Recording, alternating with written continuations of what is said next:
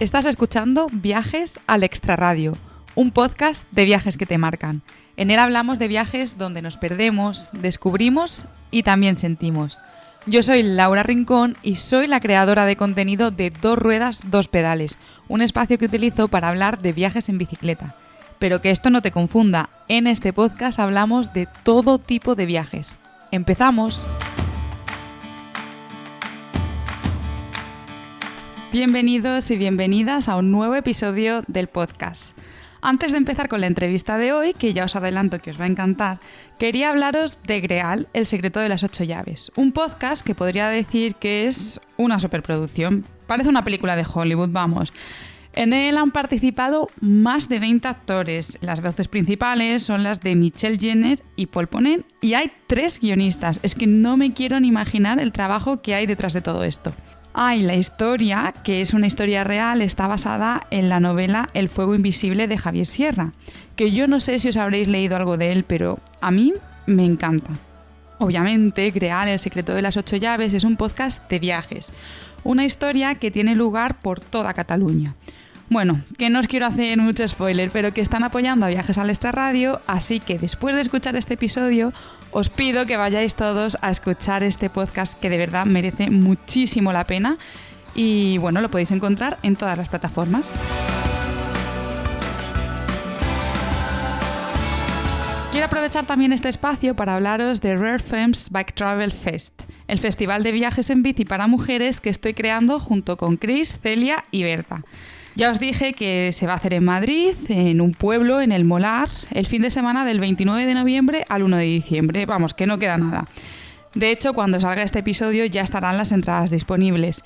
¿Cómo va a funcionar? Pues como cualquier festival de música, va a haber un montón de actividades programadas, pues rutas en bici, talleres de iniciación a los viajes en bici, charlas inspiracionales, taller de mantenimiento de tu bici y muchas sorpresas. El calendario va a estar apretadito, pero que esto no agobia a nadie, porque como he dicho, es un festival. Y cuando tú vas a un festival de música, tú eliges a qué conciertos vas. Pues aquí también. Nada es obligatorio y tú eliges a qué actividades vas. Así que te animo de verdad a que eches un vistazo a la web y te animes a venir porque va a merecer muchísimo la pena. Bueno, y ya lo último, pero es que se acercan las Navidades y con esto también las escapaditas a ver, por ejemplo, mercados navideños. Pues recuerda que si próximamente vas a viajar a Praga, Budapest, Berlín, Madrid o Bruselas y te apetece enterarte de la historia de las ciudades con unos guías muy guays, puedes reservar un free tour con Kangaroo Walk Tours o también cualquiera de sus tours privados. En estos tours privados, si utilizas el código 2 ruedas 2 pedales, tendrás un 10% de descuento. Recuerda los sitios: Praga, Budapest, Berlín, Madrid o Bruselas. Y bueno, vamos con la entrevista de hoy, que estoy segura que tenéis ganas. Hoy tengo conmigo en el podcast por primera vez a 2 mujeres, así que la entrevista ha sido todo un reto. Conocí a Isa y a Daniela en una jornada de charlas en el almacén de viajes. Aprovecho también para contaros, sobre todo para la gente que sois y que vivís en Madrid, que el almacén de viajes es un espacio que se ha creado en Madrid pensado para viajeros y que merece mucho la pena que le echéis un ojo a la web y estéis atentos porque se están organizando un montón de actividades. Marta La Motera es la persona que está detrás de este espacio, que por cierto la entrevisté en el podcast. Fue en el episodio 14, si no recuerdo mal, así que si queréis saber un poco más de ella, ya dio la vuelta al mundo en moto. Pero bueno, vuelvo a Isa y a Dani. Ellas son 2 mujeres sin mucha experiencia en la montaña, que entre ellas se conocían desde hacía muy poco tiempo, pero que se liaron la manta a la cabeza para recorrer las montañas de Nepal durante 4 meses a pie y eso hicieron, y eso vienen a contarnos hoy. Vamos a conocerlas. Bienvenidas al podcast. ¿Qué tal? ¿Cómo estáis? Hola Laura, qué guay estar aquí contigo. Muchas gracias por invitarnos, la verdad. Bueno, vamos a empezar con la primera pregunta que hago siempre, pero esta vez va a ser un poco diferente porque sois 2. Y voy a empezar con Isabel, con Isa. ¿Quién es Isabel? Guau, a ver, pues creo que no lo sé ni yo, pero así como algo que me podría definir sería como una persona curiosa, inquieta, con ganas de conocer siempre que hay más allá de, ¿no? así como muy resumido. Vale, y Dani, ¿quién es Daniela? Eh, pregunta difícil para empezar. Vale, pues por la misma, un poco por la misma línea de Isa, me considero una persona bastante curiosa y que siempre le apetece conocer y aprender. Haga lo que haga, sea donde sea. Vale, pues hoy vamos, yo creo que a aprender mucho con vosotras y vamos a empezar conociéndoos un poquito porque, bueno, vamos a hablar de un viaje que a mí me parece brutal. ¿A vosotras siempre os ha gustado viajar? Sí, Sí. A las dos. ¿Habéis viajado siempre desde pequeñitas? no. Y diría que sí. Diría que por mi parte creo que dentro de posibilidades no económicas, familiares, siempre se ha intentado viajar y ir a sitios nuevos. Vale, Isa, tú dices que no has viajado desde pequeña. Entonces, ¿cuándo empezaste tú a viajar? Yo empecé a los 18, fue cuando ya como que ya no podía más aguantar. Pero mi familia no es familia viajera, soy de un pueblo muy pequeñito de la Sierra de Málaga y no, la verdad que el viaje no es algo que me hayan inculcado, ¿no? Mis ganas de viajar a lo mejor me vienen de los libros de aventura que leía de pequeña. Y claro, yo ya con 18 era como yo ya tengo que ir a salir de aquí y descubrir mundo, salir de este pueblo. Y vaya mundo que habéis descubierto. Vale, antes de empezar a hablar del viaje, quiero que nos contéis cómo os conocisteis, porque a mí esto, cuando yo me enteré, me pareció cuanto menos curioso. Estas cosas random de la vida que pasan, ¿no? Nos conocimos hace un año haciendo una vendimia en el norte de Francia. Tenemos colegas que nos invitaron a Dani por un lado y a mí por otro. Nosotras no nos conocíamos de antes. Y nos conocimos allí y fue allí entre, pues cortando la uva, que yo ya tenía el plan de ir a Nepal para la primavera pues yo lo conté, ¿no? Y ahí la Dani pues se flipó. Dani, a ti te cuentan, me quiero ir a Nepal, quiero hacer, bueno, recorrer las montañas de Nepal andando. ¿Y tú qué piensas al principio? O sea, desde el primer momento pensaste esto es una buena idea o al principio pensaste esta muchacha está de la pinza. No, pensé, esto es una buena idea y necesito no perder este tren. Es justo, yo estaba en una situación bastante óptima para poder hacer el viaje también, ¿no? Justamente, bueno, pues no tenía casa, no tenía curro, estaba como con el tiempo libre y fue perfecto y maravilloso y lo que necesitaba para empezar el 2024 con ganas. No hubo duda, no dudé. De hecho, luego en noviembre la escribí de, oye, esto va a pasar porque yo ya me estoy planificando, yo ya estoy proyectando de que yo ya me voy a Nepal. Sí, quiero saber si esto es real, ¿no? Justo, sí. Y además es que lo acabas de mencionar, esto ha sido algo súper reciente, porque vosotras habéis empezado este viaje en 2024, o sea que es que prácticamente podríamos decir que acabáis de volver.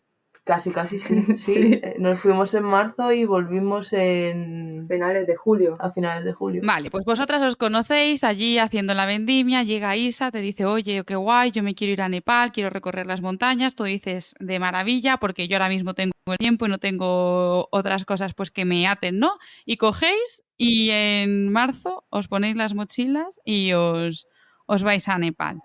Os vais a Nepal con la idea de recorrer la cordillera de este a oeste caminando, que esto pues puede parecer así como poca cosa, pero ¿cuánto tiene más o menos la cordillera de Nepal en kilómetros, lo sabéis? Sí, no la hemos hecho entera, hemos hecho lo que nos ha dado tiempo a hacer en 4 meses. Hay dos rutas para hacer la cordillera del Himalaya. Una es la ruta baja, ¿no? La low route, que esas son 1.700 kilómetros, algo así. Y luego está la que va más por las altas montañas, ¿no? A mayor altitud, que esa son 1.500 kilómetros por ahí. Nosotras combinamos lo que hicimos, combinamos un poco de la low y luego los 2 últimos meses sí estuvimos más en la ruta alta. Y que luego hicimos nuestro propio... Nuestra movida. Claro. Sí, vuestro propio viaje, vuestro propio camino. Vamos a hablar ahora de eso también. Y bueno, quiero ya también decir que lo hicisteis en autosuficiencia completamente. ¿En todo momento tuvisteis claro que este era el viaje que queríais hacer? O sea, ¿en todo momento fue Nepal, fueron los Himalayas y fue caminando y fue en autosuficiencia? Sí, era justo como las cosas que teníamos lo más claro. Autosuficiencia era un sí, o sea, queríamos, pues eso, ser autosuficientes en todo momento, como que te da mucha libertad. Queríamos caminar y queríamos que fuese en el Himalaya, o sea que, ¿no? Sí. No hubo duda, no hubo ni siquiera conversación casi, ¿no? Fue como, así, ¿no? Claro, así. Pues ya era está. así a todo. Decía Dani algo, era yo sí a todo, yo decía algo y Dani era sí a todo. Qué guay, eso es muy guay, ¿eh? O sea, que haya esa predisposición desde el principio y esa capacidad de adaptación es muy guay. Justamente nos hemos juntado, ¿no? 2 personas bastante facilitadoras que ayudan mucho a este tipo de viaje, ¿no? De irte a la aventura así y que salga también. Claro, es que igual si vuestra forma de ser hubiese sido de poner peros, igual este viaje pues no habría sido posible o hubiese fallado en el sentido de que igual os hubieseis separado en algún momento, ¿no? De ya no nos aguantamos más. Creo que no hubiésemos aguantado más de 50 kilómetros juntas, a lo mejor, ¿no? Si hubiese habido demasiados peros. Hubo una entrevista previa, eso hay que decirlo, en plan de, bueno, Dani, ¿tú cómo te levantas? Tú, hay como necesidades básicas que tú tengas. Yo a lo mejor tengo la del cafelillo. Entonces yo siempre llevaba café soluble para yo poder tener mi café, ¿no? Luego, pues despertar es bueno, las 2 tenemos despertar es bueno. Eso se habló todo, ¿eh? Qué guay, o sea que ahí os sentasteis, ¿no? Para conoceros de verdad y ver pues cuáles podrían ser vuestras debilidades y cuáles podrían ser vuestros puntos fuertes y cómo combinarlos. Claro, es que solamente habíamos compartido 10 días en Francia. ¡Guau! Teníamos una idea, ¿no? Pero queríamos asegurar y asentar bases y decir, vale, yo reconozco que cuando tengo hambre me pongo bastante insoportable. Si no hay café, el día se hace duro. Bueno, yo qué sé, ¿no? Detalles que son importantes, ¿no? También tema económico de, a mí me gustaría, ¿no? Este es mi presupuesto para este viaje, como, ¿qué te apetece a ti, no? Yo soy una ratilla con el dinero. Entonces, si me puedo ahorrar 25 céntimos, yo me los ahorro. Soy de ese tipo de persona. Claro, y eso también pues hay que compatibilizar, ¿no? Porque no te puedes ir con una persona que quiera a lo mejor estar durmiendo en hoteles cuando tú, ¿sabes? Tu filosofía es otra, ¿no? Entonces todo eso se habló. Bueno, pero es muy guay tener ese tipo de conversaciones. Vale, vamos a transportarnos a ese momento en el que vosotras llegáis a Nepal, ya estáis allí, y decidís hacer, antes de adentraros en este viaje completo, ¿no? En estas, ya pues por decirlo así, como empezar el gran viaje, una primera toma de contacto, que fue una vuelta circular. Uh-huh. Que fue pues primera toma de contacto, pero total. ¿Cómo fue esa primera experiencia en la montaña nepalí? Bueno, es que ya el primer día fue brutal. En plan, nos metimos en una ruta de peregrinación a un templo que no sabíamos, no teníamos ni idea de que en ese momento la gente peregrinaba al templo, ¿no? Bueno, gente, me refiero a nepalíes, ¿no? Nepalíes de diferentes zonas de Nepal y también del extranjero, ¿no? Que venían de sus vacaciones y llevaban a lo mejor a su familia al templo este, ¿no? Venían de Inglaterra, de otros países. Y de pronto nos vimos compartiendo en aldeas pequeñísimas con gente de la etnia Limbu, como fuera del circuito del templo, pero luego enganchamos el circuito del templo y ahí nos vimos como con la marea de nepalíes, de turistas nepalíes, con todo su rito, con toda su parafernalia, llevando animales a sacrificar a la diosa Patibara, porque es el templo de Patibara, tocando campanitas por el camino. Subimos de noche con frontales y eso era como una hilera de luces en la niebla en la noche, era brutal. Y nosotras estábamos ahí en plan de ¡buah! ¿qué hacemos aquí? La gente flipando también, en plan de, ¿qué hacen estas dos chicas aquí? Con sus mochilas, subiendo a este templo que yo qué sé, que es como que a lo mejor lo conocen más los nepalíes. Para nosotras era una excusa porque es también un mirador a la cordillera del Kanchenjunga y era como el templo guay y también queremos ver montaña, o sea que es 2 por 1 y nos hacía mucha ilusión subir hasta ahí. Pero lo que más moló fue ver a la gente, en verdad. Es que es que había de todo.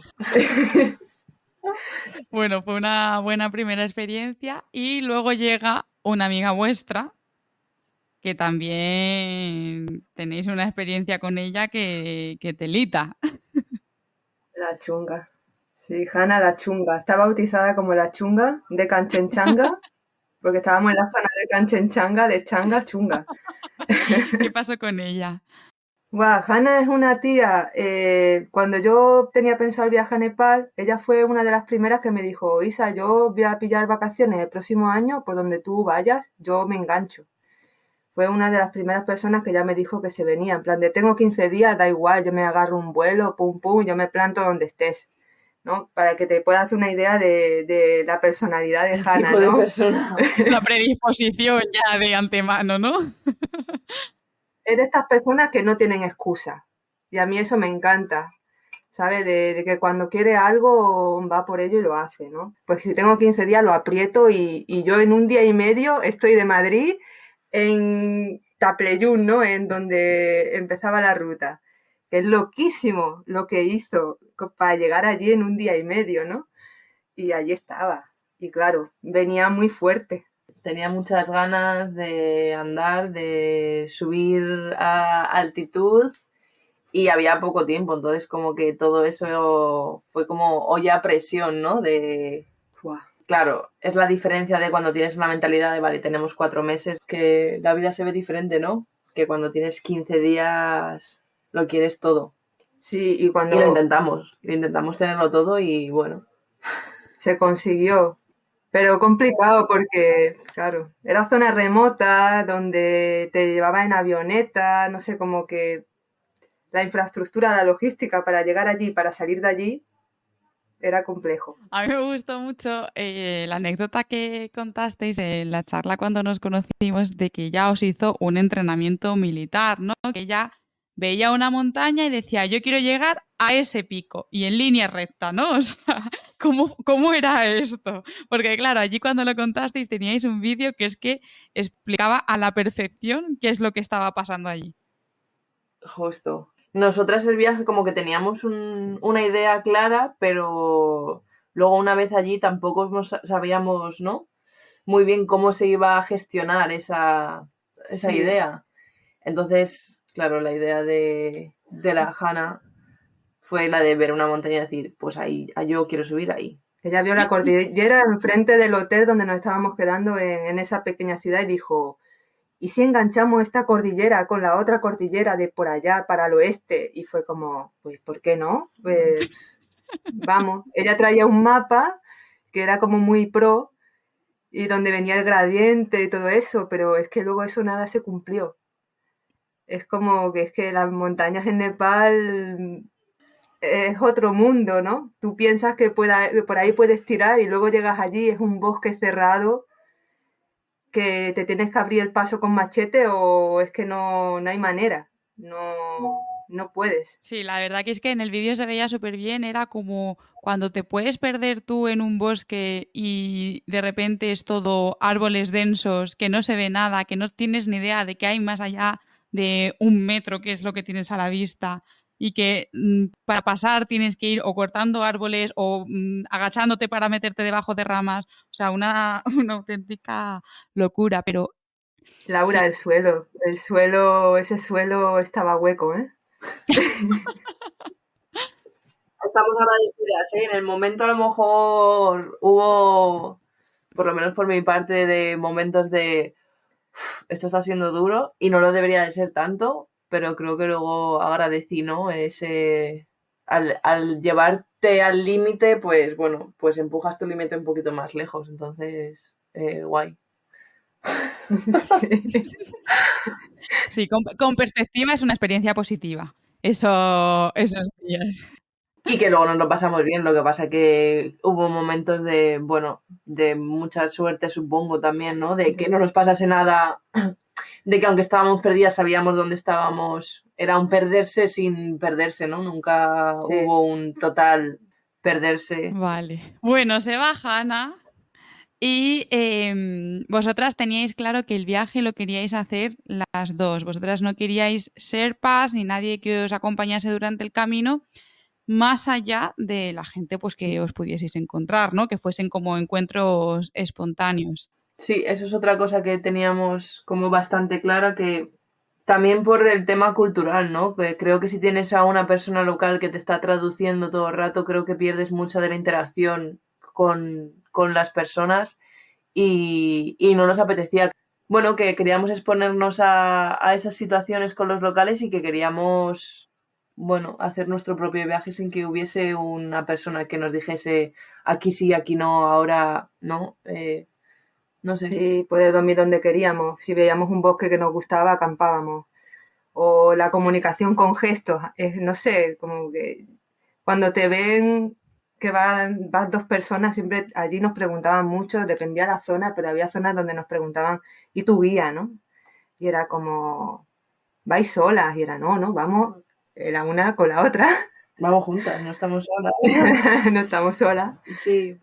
Pero creo que desde mi punto de vista el acercamiento con la gente puede ser diferente que si vas con un guía, que hay guías maravillosos, que conocimos a guías súper magis y gente, bueno, estupenda, pero sí, nos apetecía llegar a un sitio y nosotras tener que desenvolvernos y comunicarnos como pudiéramos y ya está.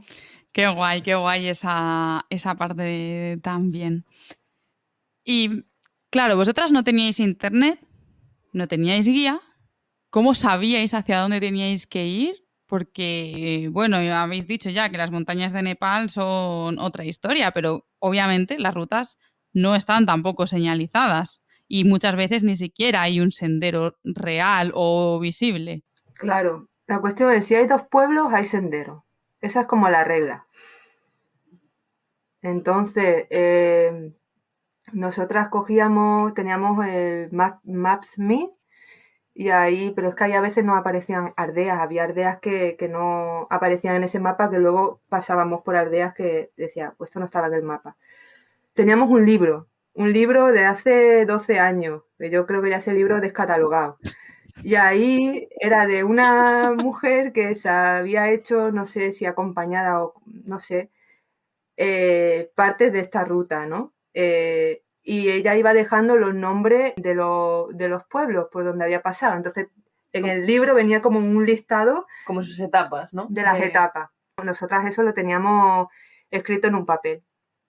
Entonces, pues ya está, con eso y luego cuando llegábamos a la zona, comentábamos con los locales, queremos llegar a tal punto y muchas veces ellos nos hacían la ruta, nos decían, pues para llegar a tal punto y nos iban diciendo los nombres de los pueblos, tal, nos lo recitaban, a veces incluso nos lo escribían y ya está, y pues de pueblo en pueblo preguntando, vamos a tal sitio y así. Y los senderos que ellos utilizan, porque allí la gente camina. Claro. ¿Y cómo os entendíais con la gente local? Porque tampoco tendríais Google Translator si no teníais internet. No, pues con un poquillo de nepalí que aprendimos Sobre la marcha. sobre la marcha y con gestos. Pues ya está. Más o menos la gente siempre te pregunta lo mismo, ¿no? Que te pregunta en nepalí, que tú no entiendes ni papa, pero más o menos cuando tú le dices el nombre del sitio al que van y ellos te lo repiten, tú dices, vale, pues ya está, no hemos entendido, ¿no? Y ya ellos te señalan y tú dices, vale, pues vamos por ahí. Claro, fueron muchos días de prueba y error y bueno, había alguna gente que también tenía inglés y ahí era momento de vale, cómo se dice esto, cómo tal. Sí, ahí contabais también la historia que vivisteis con un niño pequeño, ¿no? Cómo fue esto? Un niño que os fue como contando un mogollón de palabras y frases en nepalí.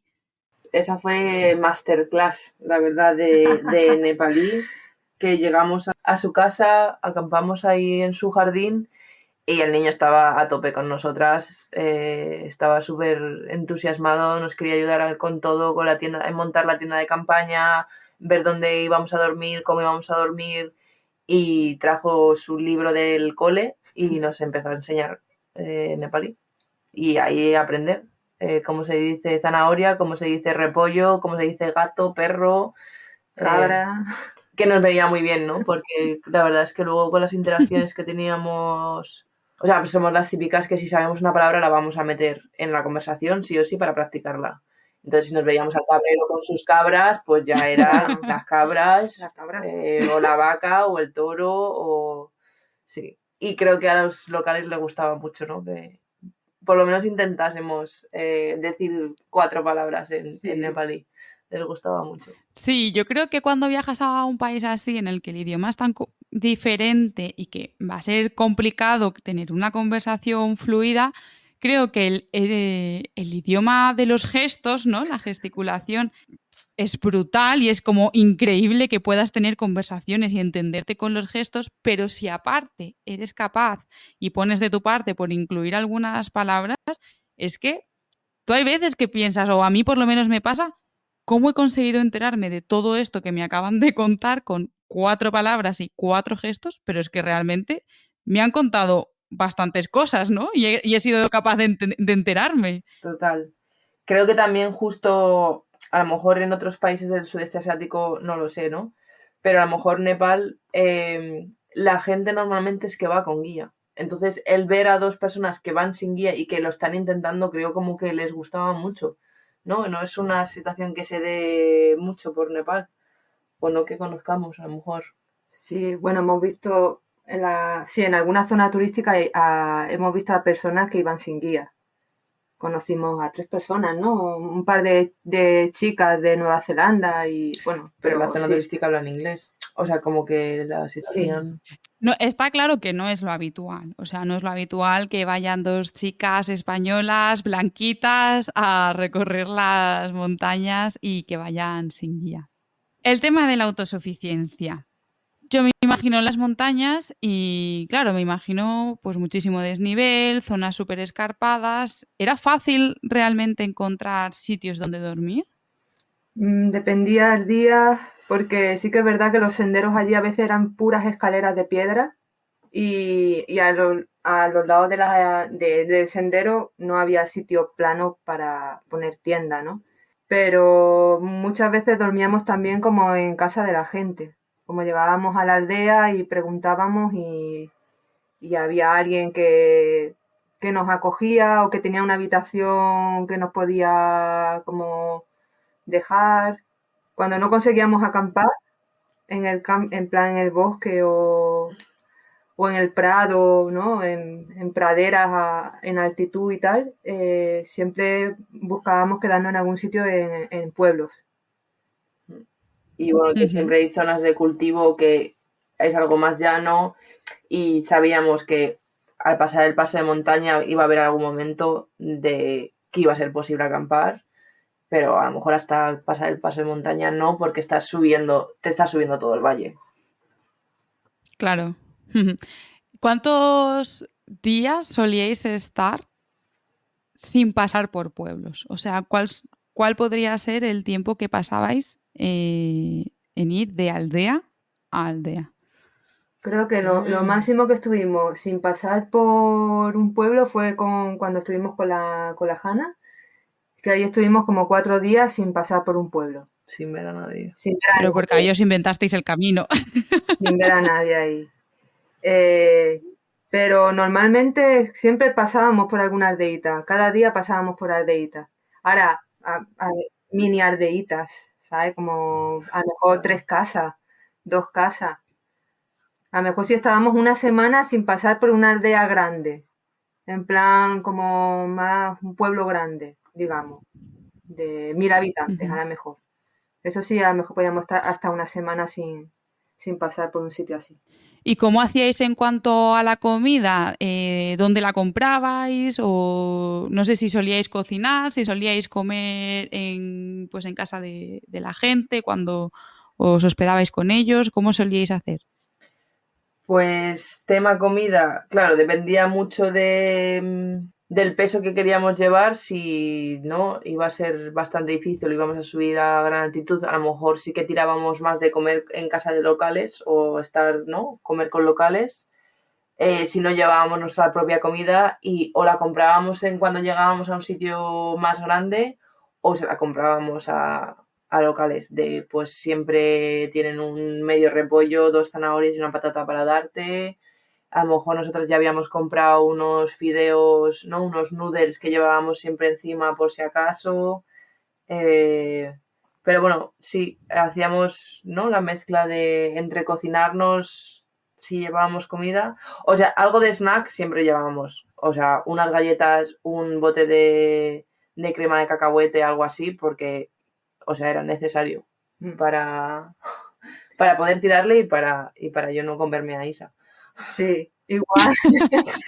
Igual cuando llegábamos a las aldeas era como muy raro que alguien no quisiera como invitarte a su casa y ya pues te invitaba a comer, ¿no? O te ofrecía lo que tuviera, lo que iban a comer ellos, ¿no?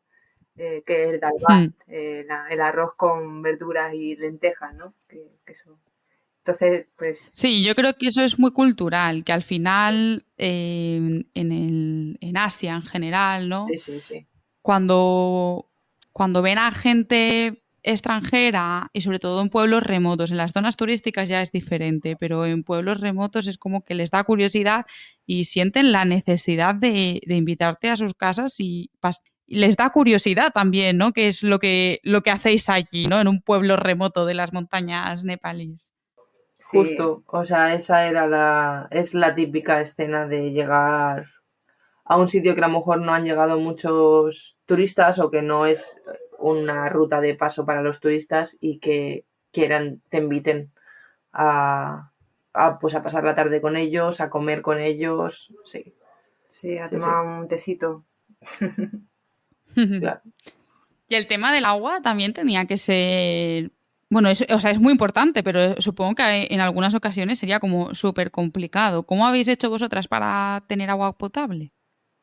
Llevábamos pastillas potabilizadoras, porque era como lo que menos pesaba, pues si llevábamos un filtro, el filtro ya pesa, ¿no? Ese aparatito ya pesa, ¿no?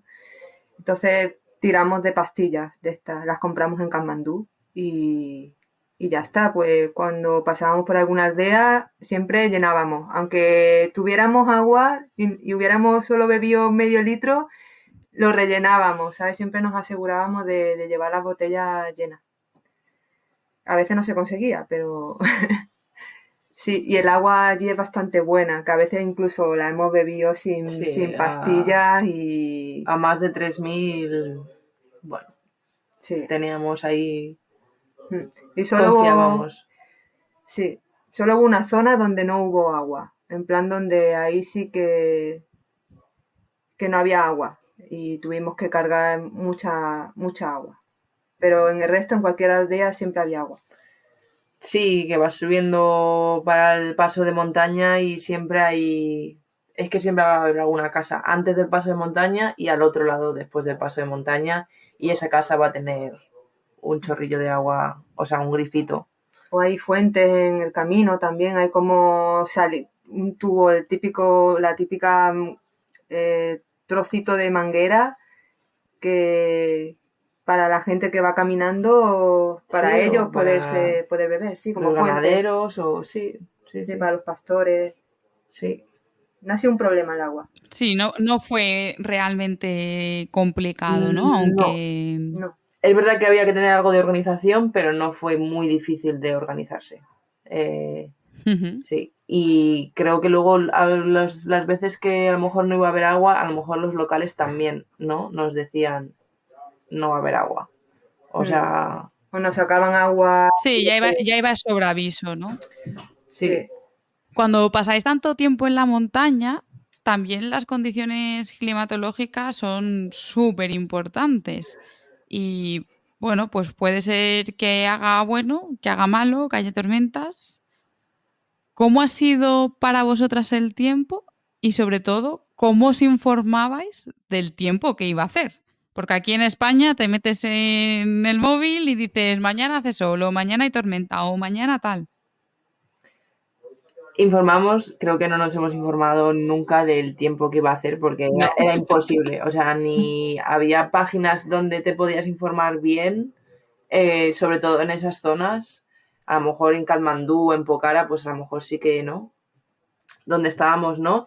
Y lo bueno de llevar la casa a cuestas es que tenías la ropa para todos los temporales. Entonces te daba igual, pues si llovía te ponías el chubasquero, si hacía calor, pues te ibas quitando capas de... Nos avisaban los locales. Ya nos aprendimos cómo se decía lluvia en nepalí. Que va a llover. Entonces los locales nos decían, va a llover. Y pues nosotras ya nos calculábamos un poco. Y hubo como un par de meses que siempre empezaba a llover a partir de las 5 de la tarde. Entonces ya sabíamos que a las 5 de la tarde iba a llover. Y pues igual intentábamos buscarnos un refugio para cuando lloviese. Para mí se hizo duro el andar con mucho calor. Yo Eso. soy una persona que a mí el calor me sobrepasa y a lo mejor llevar 18 kilos de mochila a más de 30 grados, a 30 grados a más con 200% de humedad, para mí era mortal. Entonces, agradecía mucho cuando estábamos en un paso de montaña porque era como, bueno, por lo menos corre un poco el aire. Claro, es que como hemos ido haciendo valles, todo el rato era hacer un paso de montaña y bajar al río del valle. Y ese río a lo mejor estaba a 1.500 metros de altitud. Luego te subías a 3.000 y pico, 4.000. Pero era todo el rato un constante bajar al río, ahí morirte de calor y luego subir para arriba, así todo el rato, un día tras otro. Pero bueno, he de decir Claro, que sí. en general hemos tenido bastante suerte y bastante buen tiempo, claro. O sea, íbamos en una época que sabíamos que, pues es justo primavera, que no hace todavía mucho calor y que no están las lluvias, porque las lluvias están bastante focalizadas solo en el verano, con el monzón. Me ha gustado mucho una cosa que has dicho, Dani, que has dicho que, claro, que llevabais la casa a cuesta. Y es que, o sea, es totalmente así, ¿no? En la mochila llevabais pues todo lo que necesitabais. Llevabais agua, llevabais comida, llevabais ropa, llevabais donde dormir. ¿Cuál creéis que ha sido para vosotras lo más valioso que habéis llevado al viaje? Lo más valioso. Qué pregunta más buena, ¿eh? Pues a ver, o sea, voy a decir, o sea, como algo súper básico, tener una navaja para cocinar, o sea, como, ¿no? Yo qué sé, siempre bien. Para mí tener un ebook y poder leer me ha parecido maravilla. Nos leíamos la una a la otra y me parecía esos momentos de, joder, llevamos 10 horas caminando y poder pararte y estar en la tienda de campaña y tener ese momento de lectura, a mí me parecía... Sí, era bastante mágico. Bastante maravilloso, ¿sabes? Sí. Una cosa solo, si me quedo, no sé. Yo los palos de caminar. O sea, los sticks. Los bastones. Los bastones, O esos bastones. sea, sí, súper esenciales, sobre todo cuando llevas muchísimo peso. Pero Sí. claro, me pongo así a pensar y digo, las botas, ¿no? Como calzado apropiado, por favor. O las Crocs, yo era muy fan de las Crocs. De poder cambiar. Para descansar, ¿no? Ya, También justo, algo así ligerito justo. y cómodo para... Sí, pero bueno, si no diría navaja y ebook. Vale, vamos ahora con algunas anécdotas que habéis tenido durante el viaje. Me gustaría que me contaseis un poco el problemilla que tuvisteis con las sanguijuelas. Oh, madre. Es que esos bichos son increíbles, Laura. De verdad, claro, yo imaginaba una sanguijuela como tú ves en las películas, la típica sanguijuela en el río, gorda. Pero no, es que la sanguijuela, es verdad, es que yo creo que no había visto una sanguijuela en mi vida. Yo no, creo que tampoco. Y eso es como un gusano que corre, pero eso corre y se te mete por todo, es decir, atraviesa la tela del calcetín, se te mete dentro de las botas y empieza a chuparte ahí la sangre y es bastante desagradable, la verdad. Y cuando ves una, hay 100.000. O sea, no es el típico animal que ves una cada 5 kilómetros, hay unas, están por todos lados. O sea, son increíblemente... A mí me han chupado hasta en la cabeza la sangre, de Ya, que es que están se salen de los árboles. en los árboles, en las matas, y de tú pasar y de pronto tienes sangre aquí en el cuello y dices... Uf, Picaduras que han picado durante más de 2 meses, que wow. Claro, la costrita que ostras. luego te dejan pica muchísimo. Y a día de hoy todavía a veces a mí me pica alguna que otra. A mí dejó, Uf, pero qué fueron 2 horror. meses de picar. No, son bastante desagradables, la verdad. O sea, quien vaya a estos sitios, o sea, no sé de dónde son las sanguijuelas, en verdad, si están por todos lados o no, pero es algo que voy a mirar ya en mis próximos viajes de si hay sanguijuelas. Porque Solo están en la época premonzón, monzón, ¿sabes? Como que cuando aparecieron las sanguijuelas ya era como al final sí, del viaje, ¿no? Ya en... calor y humedad, ¿no? Es lo Sí, que les gustaba. sí, ya a finales de junio, Mm. julio, ahí es donde hicieron aparición las sanguijuelas. Madre mía. ¿Y os acordáis de alguna otra anécdota que os haya pasado durante el viaje? Pues a lo mejor con la gente que conocisteis o algo durante la ruta. Pues es que anécdotas hay un montón. A ver, una anécdota, Dani. A mí me gusta mucho la historia del hombre este que nos recomendó un sitio en Langtang y de ese sitio fuimos Ah, sí. encadenando sitios. Sí, antes de entrar en la zona del Lantán, como que nos quedamos en un pequeño hotelito y el que lo llevaba, el que lo regentaba, sabiendo que íbamos en esa dirección, nos pasó el contacto como de un amigo, ¿no? Y Estábamos a 5 días de llegar a ese sitio. Ostras. Sí, sí, pero fue como, vale, perfecto, pues tenemos misión, tenemos que llegar a este sitio, nos lo han recomendado, genial. Y fue guay porque cuando llegamos a su amigo nos recomendó como la siguiente etapa que estaba su mujer nos dijo que la siguiente etapa del Valle del Lantán, que bueno, es un valle que tú subes y bajas, ¿no? Por el mismo camino. Nos recomendó a su hermana nos dijo dejar aquí cosas, como vais a volver por aquí, dejar cosas de vuestra mochila y os lleváis unos ajos, ¿sabes? Os meto 2 kilos de ajo para mi hermana que está al final del valle y dormís con ella y fue súper guay, ¿no? Como que de pronto íbamos de familiar en familiar llevando como misiones de Sí, llevarle el queso a una, llevarle los ajos a la otra y fue muy... Y claro, luego llegabas allí, te acogían como, no sé, era muy bonito, como, ay, que me traes esto de mi hermana, ¿no? Y era diferente ya el trato, ¿no? La interacción. Y todo fue por una persona que que estuvimos, pues eso, una ¿no? tarde, Una ¿no? semana entera encadenando recomendación en recomendación por esa persona. Un español que estaba casado con una nepalí en el pueblo de Lantán, que era la mujer pariente de esta Didi, de una de las Didi del camino, y llegamos buscando al español y dormimos donde dormía el español y conocimos a esa familia también y a este chico que es súper majo también, fue una persona súper bonita.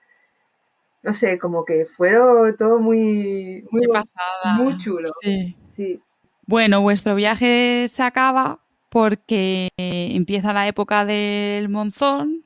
Hay muchas sanguijuelas, pero sobre todo porque empiezan las lluvias fuertes y ahí es cuando pues decidís que tenéis que parar, ¿no? Que igual ya es hora de volver a casa. Bueno, sí, o sea, era un problema, o sea, andar con lluvia todo el rato no mola, la verdad. Al final, eh, a la mente, ¿no? y que no es Te una mina la lluvia moral, claro, suave. es monzónica. Temas sanguijuelas tampoco nos gustaba, andábamos mucho por selva, jungla y era bastante horrible.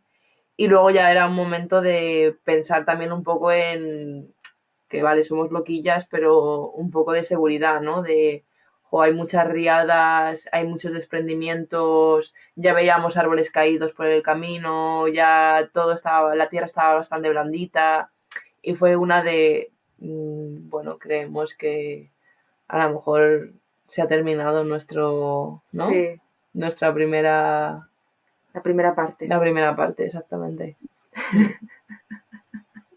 Bueno, luego os pregunto por la segunda. Que ni tan mal, la verdad. O sea, 4 meses. Hombre, es un viajazo, 4 meses, mogollón de experiencias, muchos kilómetros, mucha gente, muchas anécdotas. O sea, es una experiencia, yo creo que una experiencia de vida. Tanto exteriormente, justo, ¿no? Todo lo que has mencionado, como interiormente de, pues eso, que no somos 2 chicas bastante activas, pero que no somos profesionales y... No hacemos montaña, en plan... Claro, pues la misma que haces tú, que te subes al cerro de tu pueblo y has llegado a los 1200 o... Sí, que no somos de hacer montaña. Claro.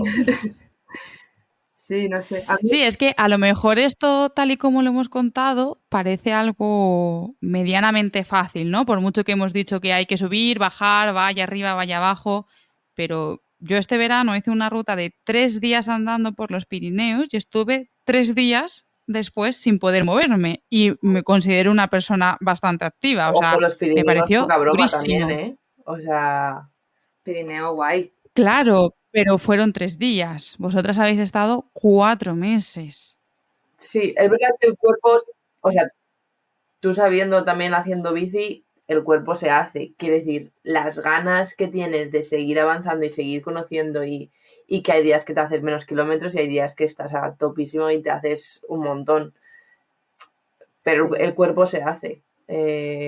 Sí, pues como la bici igual, ¿no? Empiezas a viajar en bici y en los primeros días haces un poquito menos, te duele el culo, no sé, ya luego todo eso se va, ¿no? Y vas avanzando, ¿no? Y no sé, te sientes cada vez más fuerte. Eso mola mucho, ¿eh? Mola mucho. Tanto mental como físico, lo notas. La verdad es que nosotros teníamos muchas bromas de, tía, mira los gemelos que se me están poniendo, pero mira, así que mira estos muslos. Sí, muy bueno. Vale, vamos ahora a la sección de minuto y medio. Durante 1 minuto y medio os voy a hacer preguntas con respuestas cortas. Como es la primera vez que hago una entrevista para 2 personas, lo que he pensado es que en cada pregunta vais a responder una. Vale. ¿Qué libro recomiendas para leer mientras viajas? Ostras, wow. Pues el que más te guste, recomiendo. Qué respuesta más mala.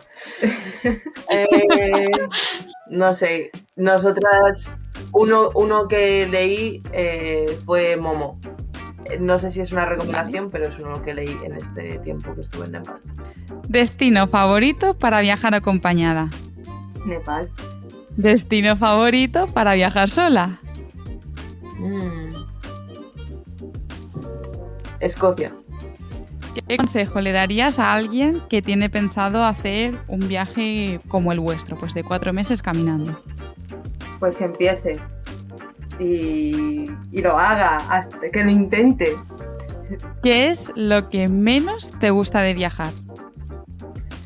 Echar de menos. ¿Tu comida favorita? El arroz con lentejas. ¿Dónde viajarías de nuevo sin dudarlo? Nepal, claro.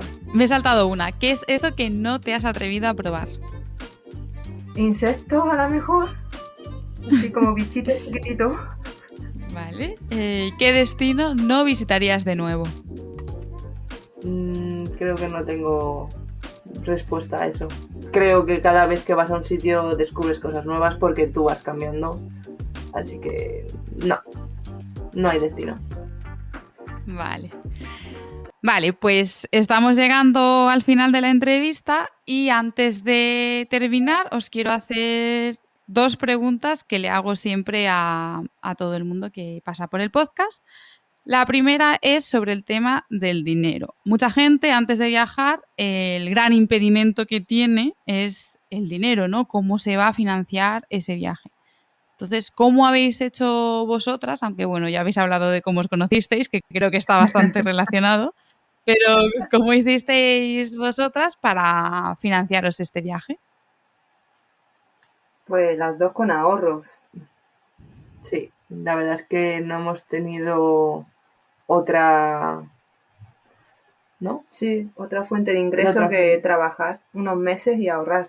Vale, y vamos a hablar de los planes.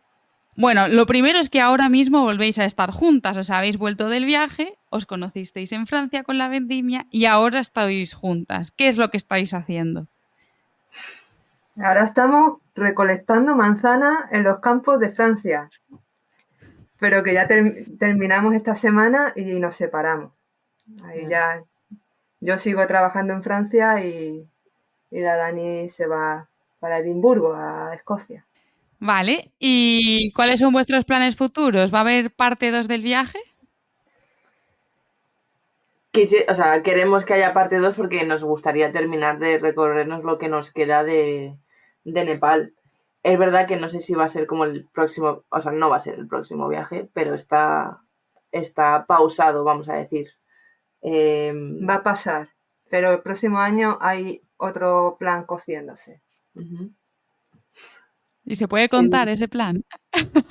¿Decir algo más? Pues va a ser algo con bici. ¡Ole! Sí. No sé, claro. Yo ya es que no me aguanto más. Que quiero volver a viajar en bici. Y yo nunca he viajado en bici, la verdad es que me gustaría mucho hacerlo, intentarlo y verme. ¡Qué guay, qué guay! Sí. Oye, pues me habéis dado una super noticia. Ya te contactaremos ya, justo para que nos aconsejes cosas. Claro que sí. Bueno, por si quieres... O si te quieres unir también. En cualquier momento, a hacer cualquier tramo. Pues sí, ya me contaréis cuál es el plan más en profundidad y lo vemos. ¡Qué guay! Claro que sí. Porque, bueno, esto no lo he dicho en la entrevista, pero Isa ya viaja en bici. Bueno, lo acabas de contar tú, pero tú ya has viajado muchas veces en bici. No muchas veces, pero sí he hecho algún que otro viaje en bici. Como que la bici para mí es brutal. Bueno, yo creo que tú me entiendes. Es una droga, es adictivo. Viajar en bici es adictivo. Sí, la verdad es que, bueno, ¿qué voy a decir yo? Pues chicas, última pregunta. ¿Dónde pueden encontraros para seguir estos viajes que vais a seguir haciendo y que estoy segura que todas las personas que nos escuchan van a querer saber pues, qué es lo que estáis tramando y seguiros mientras lo estáis haciendo? A mí en ningún lado porque no tengo redes sociales.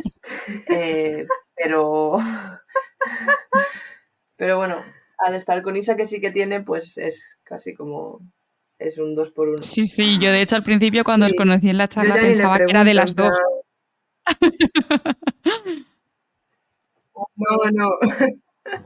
Es mi perfil, pero bueno, pues la Dani está ahí, porque está en el viaje.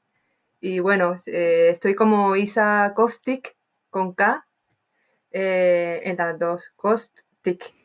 Y en Instagram, en Facebook, y también escribo como el diario del viaje en una plataforma que se llama Substack o algo así, no sé pronunciar bien, pero bueno, que en Instagram está todos los enlaces a los otros sitios. Vale, pues pondré también el Instagram en las notas del episodio para que sea fácil para la gente encontraros.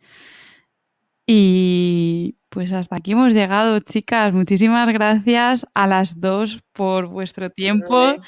Me ha encantado volver a veros, aunque sea a través de la pantalla, hablar con vosotras, que me contéis. Ha sido muy, muy guay. De verdad, muchas gracias.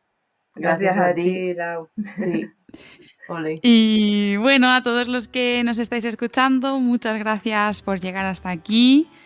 Ya sabéis que este episodio sale una semana antes en Patreon. Os podéis unir a Patreon y allí me encontráis como Dos Ruedas, Dos Pedales.